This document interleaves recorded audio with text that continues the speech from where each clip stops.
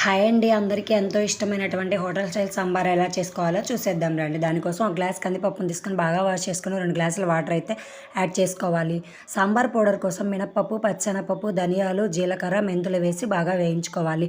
నిమ్మకాయ సేంత చింతపండును తీసుకొని ముందుగా నానబెట్టుకోవాలి. ముందుగా నానబెట్టుకున్నటువంటి కందిపప్పులో పచ్చిమిరపకాయలు, ఉల్లిపాయలు, టమోటాలు వేసి 3 విజిల్స్ వచ్చే వరకు ఉడకబెట్టుకోవాలి. కొంచెం పసుపు కూడా యాడ్ చేసుకోవాలి.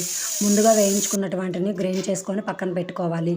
ఇప్పుడు సాంబార్ తాలింపు కోసం పోపు దినుసులు వేసి ఉల్లిపాయ, టమోటాలు, కరివేపాకు వేసి బాగా వేయించుకోవాలి. ముందుగా ఉడకబెట్టుకుంటున్నటువంటి పప్పును మిక్సీ జార్లో వేసి చింతపండు, 2 స్పూన్ల కారం, 2 స్పూన్ల ఉప్పు వేసుకొని దాన్ని బాగా గ్రైండ్ చేసుకోవాలి.